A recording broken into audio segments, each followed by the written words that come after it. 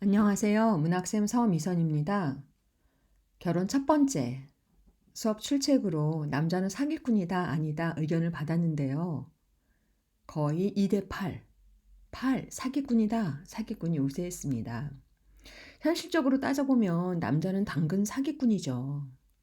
그러나 작가 노트에서 출발해서 작가의 의도를 따져본다면 희곡 작가 이강백은 어떤 메시지를 담으려고 이렇게 무리한 설정을 했을까요? 이게 오늘 수업의 포인트입니다. 바로 들어갑니다. 음. 교과서에서 대놓고 써 있는 문장입니다. 작가의 말이기도 하겠죠. 노란색. 소유의 본질과 진정한 사랑의 의미? 남자의 말을 빌면 세상의 모든 것은 다 빌린 거라는 철학이죠. 아니, 노자 장자도 아니고 무슨 개똥 철학인가 싶지만 생각해보면 영원히 소유할 수 있는 것은 없다는 인식. 젊음도 아름다움도 한이바람 구름도 그리고 사랑하는 여인도 내게 온 덤으로 생각하고 내게 온 순간에 충실하겠다는 고백이 여자의 마음을 흔듭니다. 대놓고 속물적인 세상에서 역시 교과서야 하겠지만 마지막에 나오는 남자의 긴 대사. 그래요. 내가 가진 건 하나도 없이 모두 빌린 것입니다. 그러나 당신이 가진 건 뭡니까? 무엇이 정말 당신 겁니까? 여자는 미모를 가졌지만 시간이 흘러가서 아름다움도 변해가죠. 그러나 남자는 여자를 빌리는 동안에 아끼고 사랑하고 그러다가 돌려주겠다 이야기합니다. 무엇이 당신 것입니까? 이 대사를 들으며 우리도 생각을 해보게 되죠.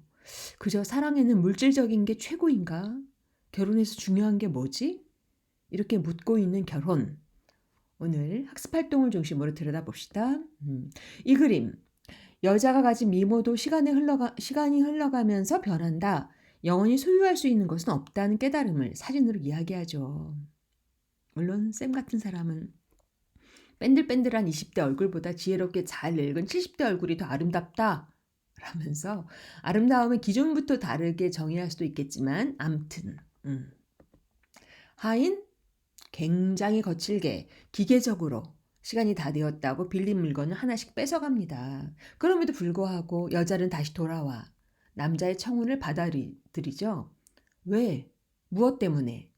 그렇다면 이렇게 극적으로 연극적으로 이야기하고 싶은 것은 뭘까요? 생각해 보라는 것입니다. 교과서 270쪽 학습활동 1번 등장인물을 좀 살펴봅시다. 무대에서 상연되는 동안 남자와 여자의 생각이 변화하죠. 그리고 하이는 어떤 역할? 일단 여러 번 말한 2번부터. 그렇죠. 하이는 빌림과 돌려줌의 과정을 통해서 등장인물에게 소유의 본질과 진정한 사랑의 가치를 깨닫게 합니다. 결혼에 대한 남자와 여자의 생각이 변화하는 과정? 키워드는 뭘까요? 둘 다 처음에는 물질적인 조건을 우선시하다가 점차 서로를 위하는 진실한 마음이 중요하다고 생각하게 됩니다. 이렇게 남자 그렇죠. 다 빌렸다가 나중엔 당신을 빌린 동안에는 아끼고 사랑하겠소 라고 얘기를 하죠. 여자 엄마가 그랬죠. 돈 없는 사람은 뒤돌아 나오라고. 그런데 결혼이란 물질적인 조건보다 진실한 마음이 중요하다는 걸 깨닫습니다.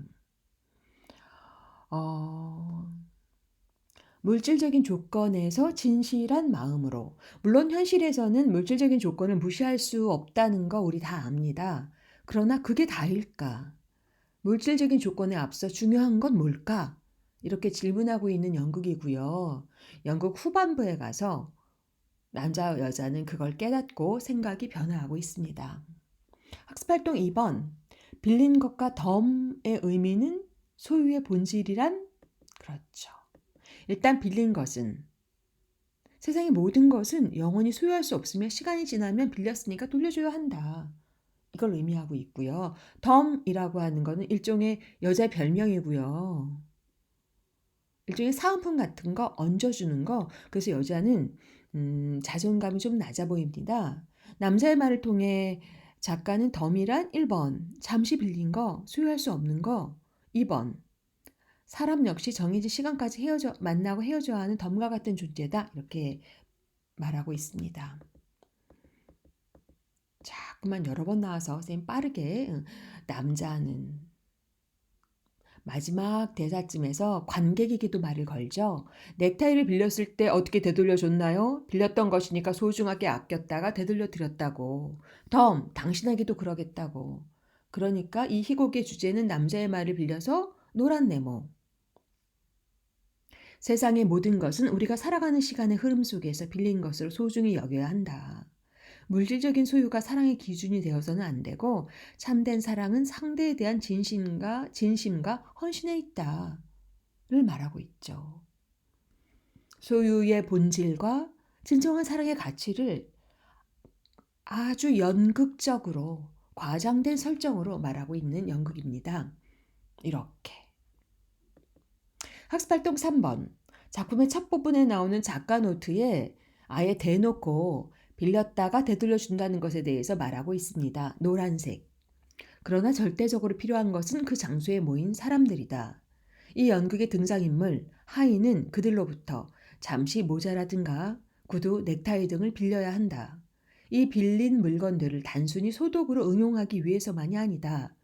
이 작품을 검토하면 알겠으나 이 잠시 빌렸다가 되돌려 준다는 것엔 보다 깊은 의미가 있고 이 연극에 있어 중대한 역할을 차지하게 된다. 관객에게 빌리는 소품의 의미는? 그리고 2번. 하회 별신구 탈로리의 마당과 비슷한 점이 있다면? 그렇죠. 일단 1번부터. 그렇죠. 소품들은 주제를 암시하고 있습니다. 무대와 객석의 경계를 허물고 관객에게 말을 걸면서 관객이 극의 내용에 몰입하게 글의 주제에 공감하게 다가가죠. 실험적인 기법이 쓰인 연극입니다. 2번 공연되는 장소의 특징은? 그렇죠. 선생님이 단 한꺼번에 나왔는데 하회 별시구 탈로리 마당 자유롭게 참여한다. 결혼은 맨 밑에 있는 무대와 객석의 경계가 분명한 다른 연극과는 달리 두 번째, 특별한 무대 장치 없이 관객과의 거리를 좁히고 참여를 유도한다. 경계가 일시적으로 허물어진다. 이해하죠? 이 연극의 주제를 깨알같이 담고 있는 감상의 길잡이, 인생, 빌림과 돌려줌의 과정입니다. 버릴 게 하나도 없는 문장이라는 거 매번 얘기합니다. 쌤이 노란색으로 줄쳐놓은 부분을 중심으로 천천히 읽으면서 작품을 정리해 보세요. 이런 도전적인 질문을 던진 희곡을 쓴 극작가 이강백에 대해서 어떤 사람인가 짧은 영상을 링크했고요. 짧지만 압축적인 내용이니까 꼭 들어보세요.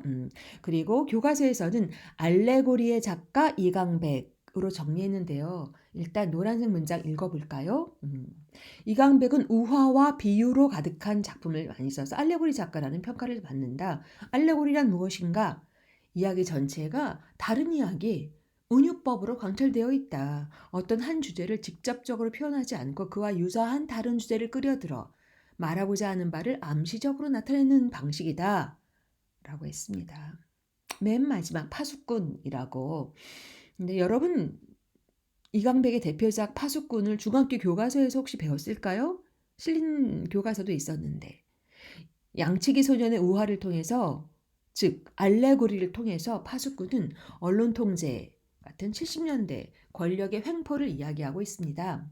그렇다면 이강백의 결혼을 하기 위해 부자 행세를 하는 남자와 상대방의 외적인 조건에 만족하며 황홀감을 느끼는 여자 이야기를 통해 진정한 사랑의 의미와 현대사회에서의 소유의 본질을 묻고 있습니다.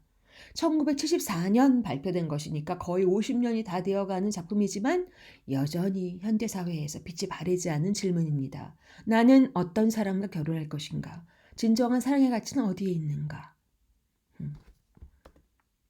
자, 결혼 빠르게 정리합니다. 실험극, 단막극이고요. 풍자, 교훈을 주고 있습니다. 너무나 많이 말한 소유의 본질과 진정한 사랑의 의미를 첫 번째, 특별한 무대 장치와 소품 필요 없습니다. 그 다음 상징적인 삶을 시계, 구두 등등을 활용해서 주제의식을 효과적으로 전달하고 있고요. 3번, 실험적인 기법으로 관객에게 다가서고 있습니다. 참여시키고 있습니다. 마지막으로 워크북 124쪽에서 아랫부분 한 걸음 더 나아간 내용입니다.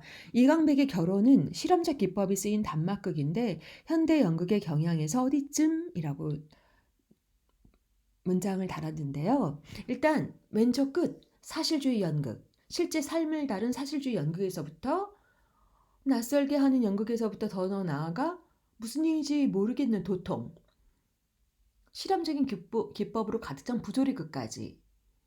결혼은 아마 사실주의 연극과 서사극 사이 요쯤?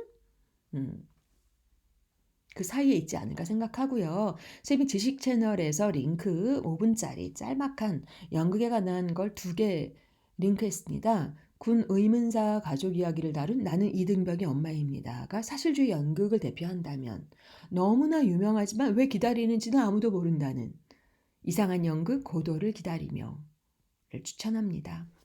꼭 보세요, 여러분. 자, 오늘의 출첵입니다. 결혼에서 인상적인 대사를 하나씩 골라 댓글로 달아보세요. 집단지성을 느껴보죠.